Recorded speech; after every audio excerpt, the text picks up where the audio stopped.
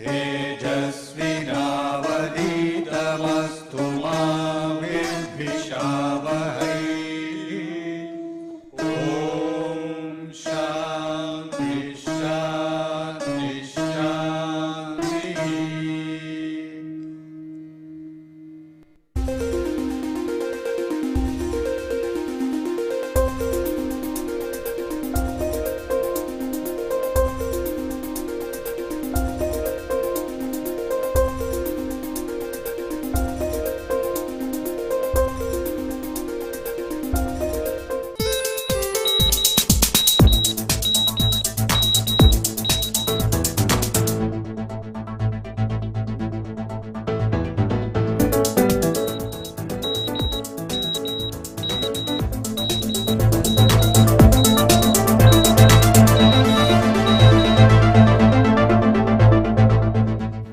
Hello everybody, we are now going to start a course on basic electronics.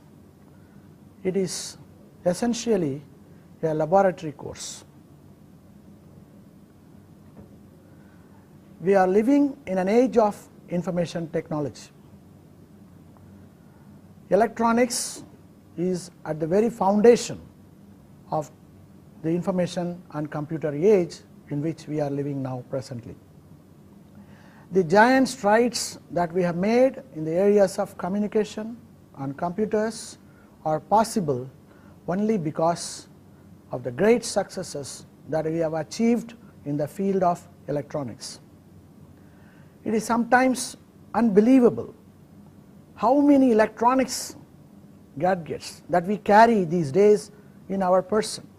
For example, digital wristwatch, calculator, cell phone, digital diary or PDA, digital camera or video camera, etc. The different types of electronic equipment that has invaded our offices and homes these days are also mind-boggling. Many things we use at home and office are remote controlled. For example, the television or the air conditioners, the audio equipment, the telephone. We use a cordless, for example. It is almost close to magic how even a small child nowadays can switch channels or increase or decrease the volume of sound in a TV at home by just clicking on a few buttons at the comfort of a sofa away from the television, apparently without any physical wiring or connection. Again, we are astonished how we are able to talk to our near and dear, living several thousands of kilometers away from wherever we are, at home, office, or on the road in a car or in a classroom, by just clicking on a few numbers on our palm-sized cellular phones.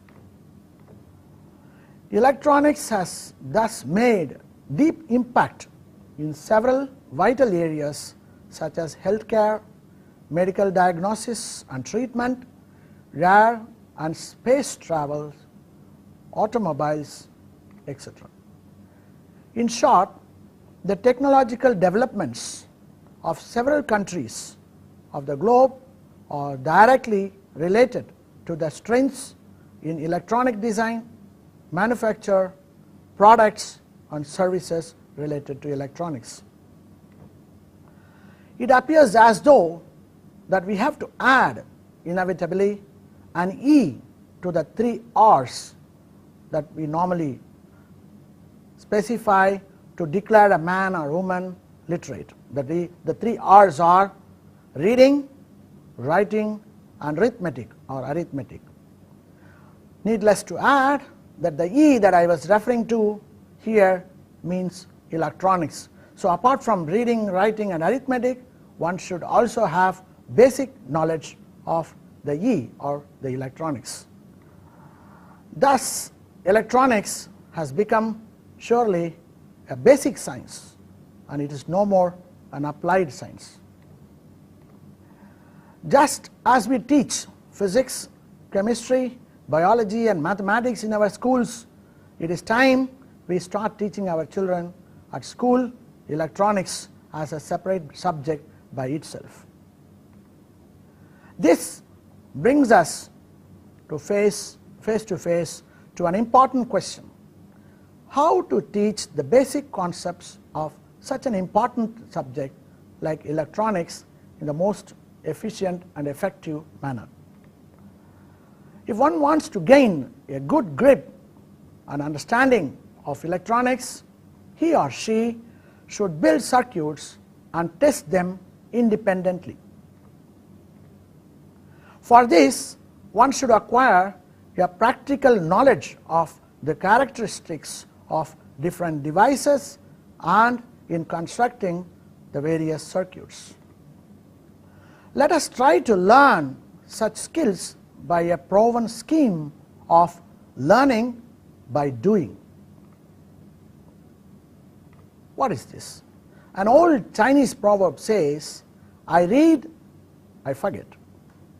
I see, I remember. I do, I understand. So if you need to understand and apply whatever knowledge you acquire, then it has to be by the method of doing rather than reading or seeing. There is only one way to learn to do anything, that is, just do it. That is the way we all have learnt as a child even to talk, to walk, to ride a bicycle or whatever. Many arts and special skills like dancing, singing, swimming and martial arts are all learned by going to an expert or a teacher who makes us learn by doing rather than by listening to lectures or reading books. But why learning by doing is so important? It is very simple. The reason is, while doing, we are given an opportunity to fail. So failures are very important in the learning process. Nobody wants to fail, and if one fails, one starts wondering what went wrong. Thus, at the point of failure, there is a profound learning taking place. That is why people say failures are stepping stones to success. Before we go into the subject of electronics, it will be nice to look at some of the background, historical background of electronics. I will just mention to you some few landmarks in the history of electronics. The invention of vacuum tubes or the thermionic valve brought in the age of electronics long time back. Many new and exciting applications were found for these devices. Many great names like Edison, Marconi, Ambrose Fleming, De Forest, etc. are associated with the electronics.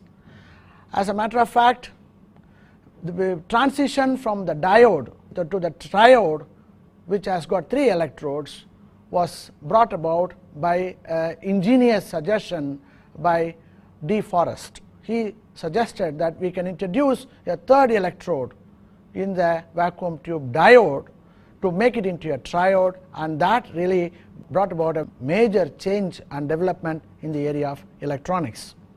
You can see some examples of vacuum tubes on the screen. These are different types of vacuum tubes used for in those days for amplification purposes and things like that. You can see they have a filament which is a thermionic filament. When you pass a current through that, there is thermionic electrons developed which are collected by an electrode which is called the plate, and you have another electrode, the 3rd electrode, which is the control grid, which is in between these 2 electrodes, and any voltage impinged on them will alter the flow of electrons between the 2 electrodes, main electrodes, the cathode and the anode. So that is responsible for the amplification and the such things. Now, after the war in 1948, the transistors were invented in the Bell Laboratories in the USA by the three great people Bardeen, Brattain and Shockley, and that brought in much greater miniaturization and applications in the area of radio electronics and things like that. On the screen you can see some of the examples of the transistors. Different types of transistors are shown in the photograph, and the major development in electronics came up with the introduction of integrated circuits. This invention is one of the major development in the area of electronics. Here transistor had become already commonplace in everything from radios to phones to computers, and therefore the manufacturers wanted something even better, something which is much smaller and much more powerful. And two people are associated with the invention of integrated circuits. They are Jack Kilby of Texas Instruments and Robert Noyce of Fairchild Semiconductors. And Jack Kilby was awarded the Nobel Prize in 2000 for his development of integrated circuit. Robert Noyce is no more at the time, and therefore Jack Kilby alone was given for the partial development of the integrated circuit ideas. Integrated circuits can be now found in almost every modern electrical device such as computers, cars, television sets, CD players, cellular phones, etc. I will show you some photographs of that. The basic idea here is the semiconductors are used for preparing the transistors, but other devices like the resistors and capacitors have to be independently made by discrete methods. It was the idea of Jack Kilby and Noyce whether the same semiconductor can be used to also prepare diodes, resistors and capacitors. Resistors can easily be developed by doping the semiconductor suitably, and the capacitors can be developed by using a p-n junction diode in a reverse bias mode, and therefore diodes can be made, resistors can be made, capacitors can be made out of semiconductor. Therefore Jack Kilby and others thought, why not make the whole circuit which involves different devices to be made all completely using semiconductor. That is how the whole idea of integrated circuit came. You integrate the different components like transistors, diodes, resistors and capacitors, all made of basic semiconductor material on the same substrate. See, the bulk resistivity of the semiconductor and its diffusion dope layers could be exploited for fabricating resistors, p-n junction diode, etc. That's I already mentioned.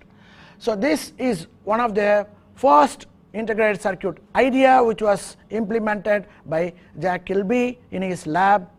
You can see it very crude. It has got no resemblance to the modern well refined design of integrated circuits, which I will show you in the next graph. You can see in this picture one of the integrated circuits, which is a memory chip, is shown here, and the other picture here shows the different integrated circuits. They have different packages. In all of these you can see enormous number of transistors being prepared side by side, and few of resistors and very few capacitors and no inductances at all. So integrated circuits are characterized by very many number of transistors, few resistors, very few capacitors and almost no inductances. So that therefore the whole idea of integrated circuits completely modified the concept of circuit design. Instead of going for the distribution of various devices, in olden days circuits will have more of resistors, capacitors, etc. and less number of active devices like transistors, but with the introduction of integrated circuits the situation reversed. That is, we have more number of active devices like transistors, etc. and less number of resistors, capacitors and things like that. So this is generally the background of the brief history of the electronics. Now I will move over to the table to show you some real transistors, vacuum tubes and integrated circuits. So, here you can see the vacuum tube. This is a vacuum tube which is used for power electronics. You have number of pins and you will have a base into which these pins will go and the corresponding voltages will be applied. These are characterized by very high voltages of the order of 200, 300 volts, and you require a separate power supply for energizing the filament, and therefore you require large number of power supplies and they will dissipate enormous amount of energy, and therefore you will find they have to be cooled. If large big circuits are built with vacuum tube triodes and diodes, you require very efficient cooling systems. Whereas when you come to the transistors, these are the semiconductor transistors. You can see this is the smallest one, very small 3-terminal device. Just as you have triode where you have plate, control grid and cathode, here you have again 3 electrodes, the emitter, the collector and the base. Here again you have a slightly bigger one. This is for higher currents or higher power. This one is much higher power, and this one is very large powers of several watts. I will just perhaps take it out and show it to you. You have 2 terminals only here. They correspond to the emitter and the base, and the casing becomes by itself one of the other electrode, which is the collector, which takes the brunt of the current in any given circuits. So, these are transistors, different types, all made of semiconductor. Then we come to the integrated circuits. You have here a very tiny one which has got 8 pins on either side. These are called dual in line package. And you have much larger one, slightly larger one, which has got 14 or 16 pins on either side, 8 on either side or 7 on either side, and this one is a much larger integrated circuits which has got about 40 pins, 20 on one side and 20 on the other. So, these are integrated circuits which have got several transistors. For example, this will have easily about 20 transistors, this will be much larger, and this will have thousands of transistors inside, and the actual semiconductor will be somewhere very small, few millimeter square, and to make them easy to handle, they are put on a bigger package with number of pins so that they can be connected into a real circuit outside. So, these 3 are the modern integrated circuits. The latest integrated circuits in the computers that you see will have much larger number of pins of the order of 396, 400, things like that, and some of these transistors also on resistors, capacitors also, which we have to be used along with these for building different circuits, have come also in something called, very similar to integrated circuit, something called surface mountable devices. So, along with these things, the miniaturization is complete. Therefore, you have enormous number of applications coming out of them, including the things that you know of like the cell phone and things like that. They have enormous number of very tiny circuits built with several integrated circuits and several small devices like transistors, capacitors, resistors, etc., all found in one. They are all wired on one single printed circuit board. The circuit board itself will be printed with all the wiring pattern, and the whole thing will now is in the modern times it is all automated, and therefore large number of such things can be manufactured very quickly and very efficiently, and these devices, they also increase in the order of efficiency and performance. The vacuum tubes are not all that good because they have enormous amount of heat generated. These are good, but these are much better.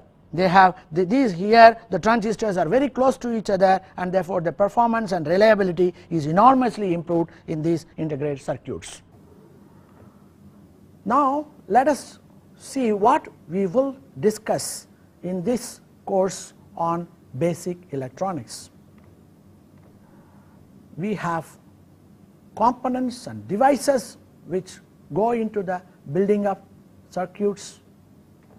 We have measuring instruments like different types, and we also have circuits to learn. For example, if you take the components and devices, you can classify them basically into two. One is called passive components and devices. The examples of passive components are resistors, capacitors, diodes, inductors, etc. If you look at active components, there are transistors, operational amplifiers, etc. The passive components are basically, they cannot amplify, for example. They will only attenuate. If a signal or voltage or current is given to them, that there will only be a reduction, if at all, after passing through these components. Therefore, they are called passive. Whereas if you take the active components like transistors or op amp, there can be an enhancement of the voltage or current or whatever, and therefore they are called active components. Now, if you look at the measuring instruments, one has to know something about the digital multimeters. Now, most of them are digital multimeters. There are very few occasions when you come across analog multimeters. Power supplies, they are very essential for the powering the different circuits for working. Voltage sources and current sources, oscilloscopes for observing the different waveforms, and function generators, which are basically to generate different kinds of waveforms or signals. When you come to the circuits, you find there are different types of circuits like rectifiers, you have amplifiers, you have oscillators, you have filters, and so many different types of circuits. Now, what is the prerequisite of this course? The basic prerequisite we assume for this is that you have a general understanding of the principles of electricity and magnetism. That is all that is required to know from your side. Once you know that, we will be able to build on that foundation the whole subject of electronics, basic electronics, with a practical bent. We will attempt here to learn the basic principles of electronics by the scheme outlined, namely learning by doing. So, what I am going to do is I will try to explain the principles of operation of the various devices, the measuring instruments, and the circuits that I outlined a little ago. I will also then demonstrate the working of the working principles by actually performing that part of the theory which we learned, by actually going over to a laboratory table and performing those experiments on a breadboard side by side. This, I believe, will enable you to get greater confidence in the principles and working of electronic devices and circuits, and therefore at a later time you will be able to build different circuits on your own and learn from them. Before we proceed further, it is important to understand how and where the different circuits will be built and tested. We will use what is known as a breadboard for constructing the different circuits and for testing. This is very useful here, as we do not have to solder the different components while we build the circuits. The normal scheme is to take these components and solder them together on what is known as a group board by soldering them. With soldering, I mean you will use a lead and then use a soldering iron, which is a hot iron, and then join the different components into various configurations of the circuits. If we do such soldering, then you can imagine the components will have to be cut into different sizes to match the circuit, as well as once you solder, the components may get spoiled. We may not be able to use the components again later on. Whereas in a breadboard, it is very convenient, because you are not going to solder the components, you are going to just insert the components or the leads of the components into small tiny holes, which I would show you in a moment, and therefore you don't have to solder and the component need not be cut. So the resistors and the various components can be used repeatedly for different circuits. Let us now see how we can use the breadboard. What is the basic principle of the breadboard? I have shown on the screen a typical breadboard which will be used for building the different circuits. Many of you, I am sure, are familiar with this type of a breadboard perhaps. You can see the breadboard is a plastic board with number of holes on it. There is a pattern of holes. For example, you can see vertically there are 5 holes marked A, B, C, D, E on the screen on one side, and then F, G, H, I, J on the other side. So you have a whole row of such holes on either side with a small cavity in the center, and then you also see on either side, top and bottom, between the two lines, the red and the blue lines, there are a whole range of holes which are running parallel to the length of the rectangle. Now these lines which are running at the extreme ends between the two blue and red lines are called power lines or rail lines. They are generally used for connecting the power supply lines for the various circuits. The other holes which are marked A, B, C, D, E, etc. are basically 5 holes in a node, and they all correspond to one single node. They are, most of the time when you build circuit, you would find you require many points to be connected together. Now here we have 5 holes. That means 5 different components or wires can be connected together to one single point. That is what we mean by the 5 holes node here. How is it done? For knowing this, let us look at the figure that we have on the screen, where you can see, for example, below that holes in the breadboard that I showed, you have a set of clips, metal clips in the form shown in figure A.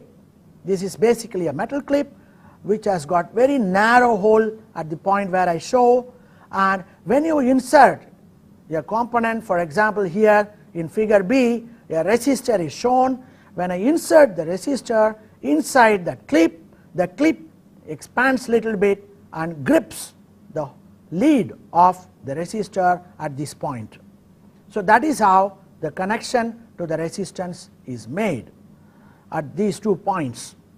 And this clip is actually very long, as it is shown in figure C, which will actually align below the 5 holes that you saw on the breadboard.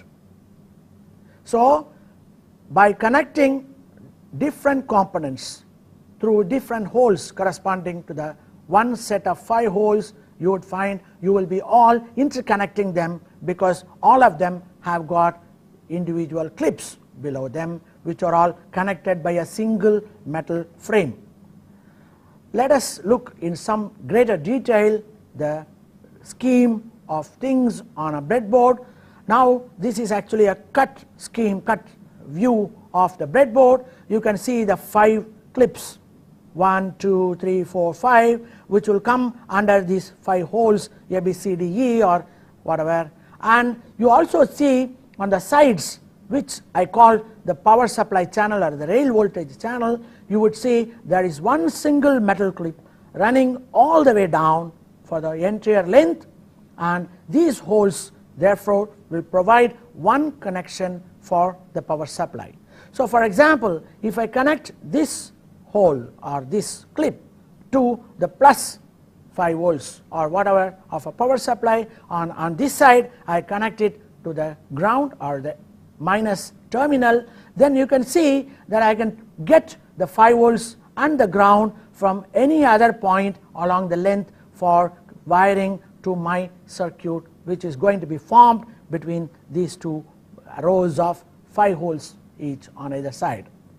I hope you get the picture. Now, how do we check? I mentioned all those things, but unless we check that the pattern of wiring or the connections provided below the breadboard or the way I just mentioned to you, we will not be able to understand the building of different circuits. So we have to try and measure or find out whether the connectivity is there in the breadboard as mentioned by me a few minutes ago. How do we check that? For that, we have to simply use what is known as a digital multimeter, the DMM, and a couple of wires. You insert, for example, 2 wires which are removed, insulation removed, and insert the metal wires into 2 of the holes between which you want to check whether there is a connectivity or not. There is an electrical continuity. That is what we call. Now choose the resistance mode of the multimeter. So what you are essentially doing is measuring the resistance between the 2 wires you have inserted into the breadboard. If the resistance shown is 0, that obviously means there is no breakage in the circuit, there is continuity or there is a connection below these 2 wires. And if the digital multimeter in the resistance mode reads infinite resistance, that corresponds to open, that means the 2 points are not electrically connected, or they are open or disconnected as we call. So now let us look at a typical image of a multimeter. You can see on the screen a multimeter. So the multimeter basically measures, it is multimeter because it measures different things. It can measure, for example, voltage, AC voltage or DC voltages in different ranges, resistances in different ranges, currents, AC and DC currents, as well as it can measure continuity, as I was just mentioning to you. So you have a dial with a knob which, when it is kept in the position corresponding to off, the digital multimeter is off. When I switch it on by moving the dial, by rotating the dial to different ranges, either voltage on this side, here you have different voltage ranges, or you have an AC voltage range on this side, you have current ranges on this side, and you have resistance over here. This is for diode testing and this is for continuity testing. So you have 3 holes here. One is for voltage, resistance and currents. The other one is a common terminal. This digital multimeter can also be used to measure DC currents of high value corresponding to 10 amperes, and for that we use this hole for the probes to be connected. So this is the general structure of a normal digital multimeter. You have a display here which could be a liquid crystal display or a light emitting diode LED display. Then it will be somewhat red or green in color, and the LCD will be dull, and you can perhaps, you would have seen some of these multimeters in the laboratory. There are some digital multimeters you would come across where, apart from these, like the voltages, currents and resistances, you can also measure frequency of the input AC, or the capacitance, or the characteristics of transistors, the H parameters of a transistor. So you can have different types of multimeters which are capable of measuring different types of things. Apart from the multimeter, you also have a power supply, which is very essential for performing experiments in electronics. Every circuit requires electrical power So the power supply will provide the necessary electrical energy. The power supply also can have different outputs. What we are going to use for our experiments during this course will have 3 different types of power supply all in one box. For example, there is going to be 0 to 30 volts variable DC voltage source. That means I can vary the voltage output from a range from 0 volts to 30 volts, and this can provide a maximum of 1 ampere. And there is a display, digital display, which will measure the voltage that is being set by using a couple of knobs on the panel. You also have another power supply which can provide -15, 0, +15. This is called a dual supply. It has got 2 supplies in one. You can have both minus as well as plus outputs in the same power supply, and therefore it is called a dual supply, and the maximum current that I can draw from this dual supply is about 1.5 amperes. The third power supply, which is also built into the same casing, is a fixed DC voltage with a value of 5 volts. You cannot vary it, it is constant 5 volts, but it can provide you much higher current of up to 3 amperes. The dual supply -15, 0, +15 is also almost a fixed dual supply with a very fine adjustments possible to vary by a very small range from 15 volts, maybe around 13 or 14 volts. So this is what we have for performing the different experiments in the lab. You have your breadboard, you have your digital multimeter which can be used to measure different quantities like voltages, currents and resistances, and you have your power supply which can be used to apply different types of voltages.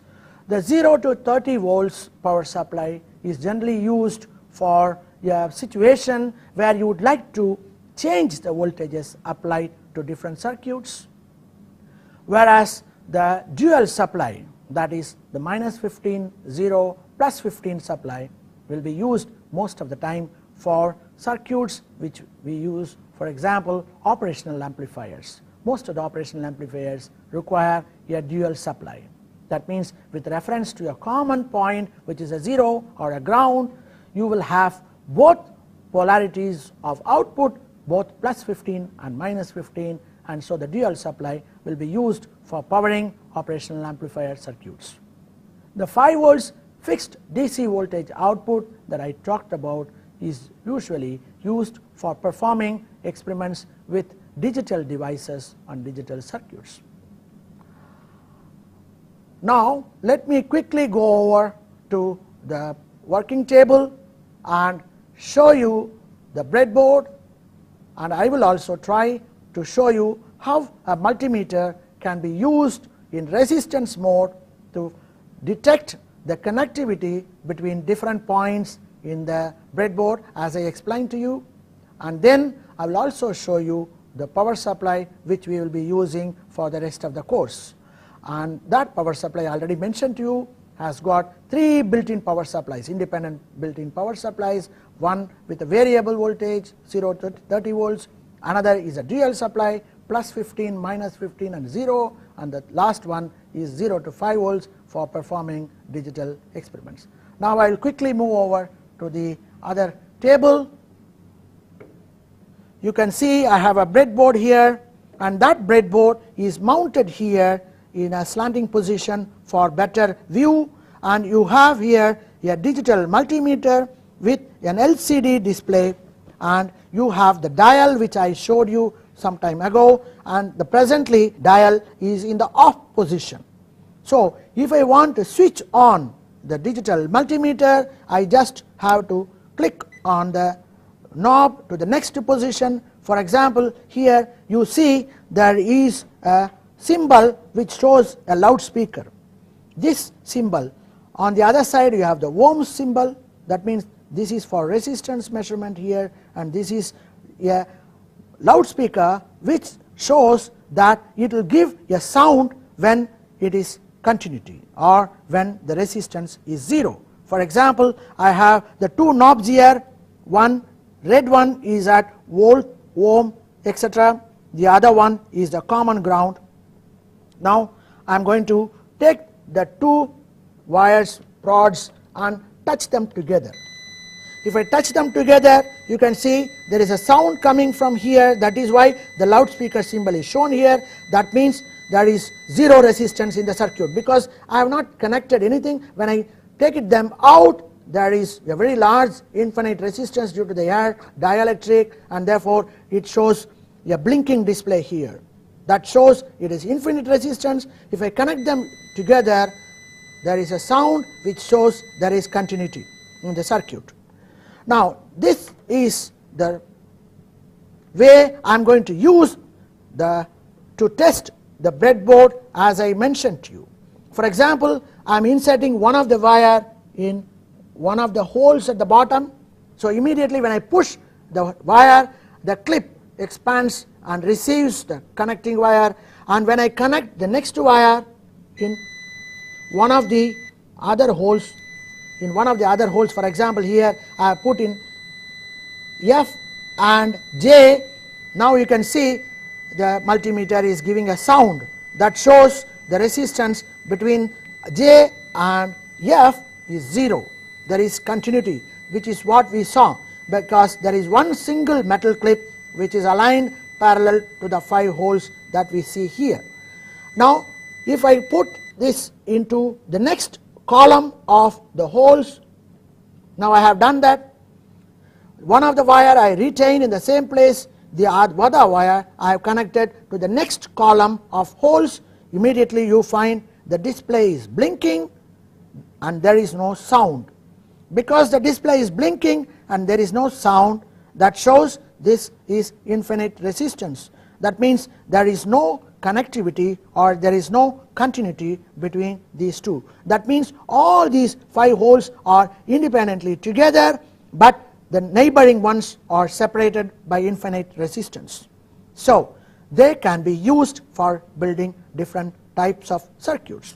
I also mentioned that the 2 rows that you see on the top here and at the bottom here, they are meant for power supply lines, and that also I mentioned that all of them, a given row is all connected together completely from this end to this end. That we can now verify. For that I put one of the leads to the first hole on the top and the other other wire I am going to connect anywhere in between. Now you can see these 2 wires are on the same row and the sound is coming. That means there is continuity.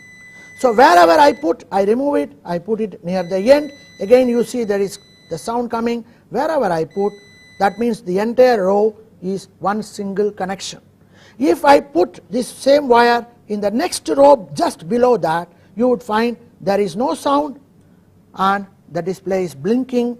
That shows there is no continuity between the first row and the second row at the top. A very similar exercise will tell you the situation is identical with reference to the bottom row also.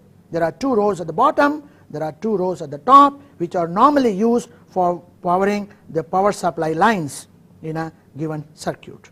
So this is about breadboard. Once you know about the breadboard, it becomes very easy for you to construct different circuits. Now let us quickly move on to the power supply. I will switch this power supply on, and you can see in the power supply there are 3 knobs here. This is red in color, green and black. This corresponds to plus, this corresponds to minus, and if you see the display here, it is 0 to 30 volts and a maximum of 2 amperes. There are 2 knobs here, there are 2 knobs here. You can see that I can vary, by varying this knob I can vary the voltage here. This voltage is red here, and this is for fine control. The voltage here can be changed very slowly by using the second knob, which is called fine control. This is coarse control, which is used for varying the voltage by larger extent. And similarly, you have two more knobs here, and there is a display here which is for measuring the current. So I can change the current limit. That means what is the maximum current I can apply using this power supply. I can limit it by using this knob, and I can increase by using these two knobs. Again, you have the coarse control and the fine control for the current.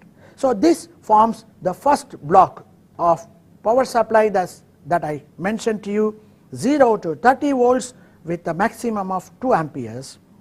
And then if you come to the other side, you have here a red and a black knob which is marked 5 volts 5 amperes. So this is generally used for digital circuits, and at the end you have 3 knobs, once again the plus, the 0 and the minus corresponding to red, green and black, and this is basically the dual supply that I mentioned to you about, plus 15, 0, minus 15, and the range can be slightly modified by using this knob from 12 volts to 15 volts both sides. That means if I change the knob, the voltage can be plus 12, 0, minus 12, or plus 15, 0, minus 15. One single knob will vary the output on both sides. So that is what we have here. So now, having got the multimeter, now let us try and see whether we can measure the voltages from the multimeter. So I will remove the clips and have the simple test probes, and I will change the knob position here so that I can measure the DC volts here. So I move over to the DC volts. I press this knob because this is in yellow. I should press the yellow button because I want to measure now the DC volts as shown here. So now I have selected the DC volts measurement using the multimeter, and I have the 2 probes. I am going to connect it to the 2 outputs, the black and the red, and this display shows it is around 15 volts, and you can see the display on the multimeter is also close to 15 volts.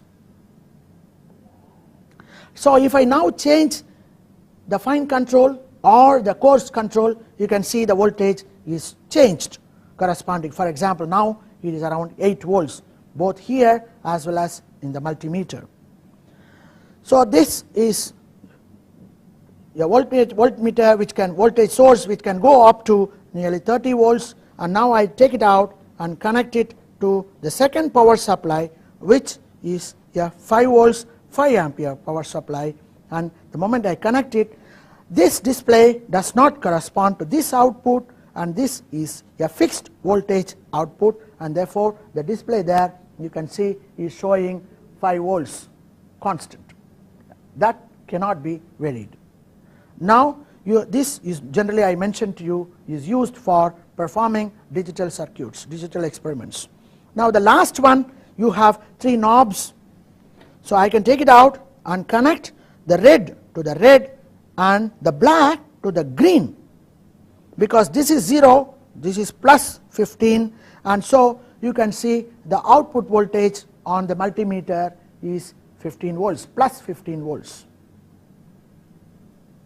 Right. Now I take the red wire and connect it to the black knob on the other side. The black knob on the other side. I have not disturbed the black probe of the multimeter, which is still with the green. Now you can see the voltage measured is minus 15 volts. I hope you can see the minus 15 volts. So that voltage I already mentioned to you can also be varied by using this knob. So you can see when I change the knob, the voltage in the multimeter is changing. So when I change the knob here, the corresponding voltage in the multimeter will also change. So now it reads something close to 12 volts.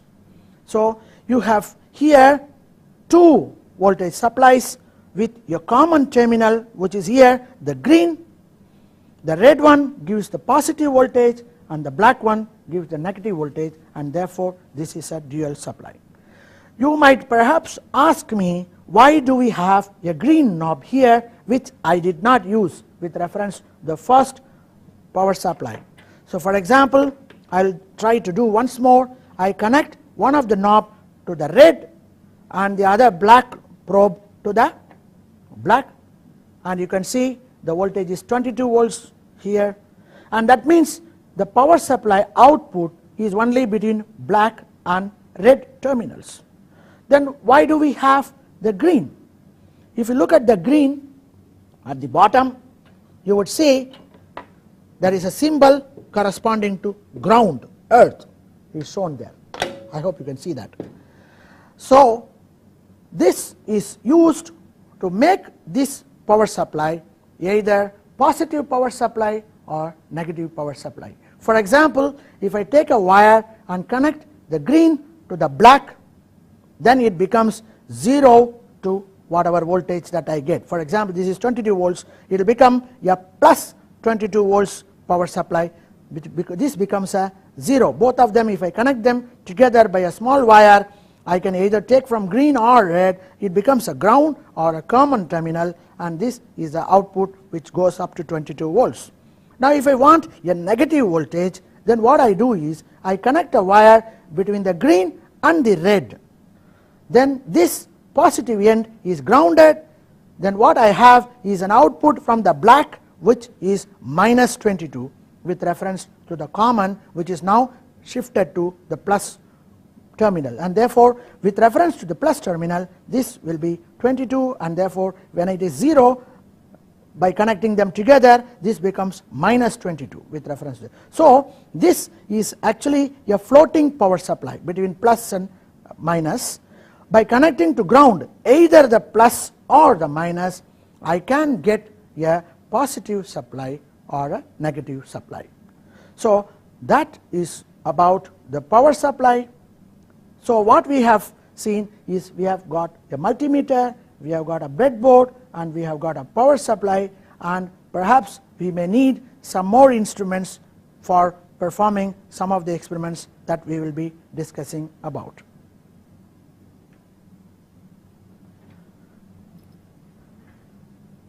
In summary, so far what we have seen the importance of electronics, how one has to have some basic understanding of electronics, the various components, devices, the various instruments, measuring instruments, and the circuits.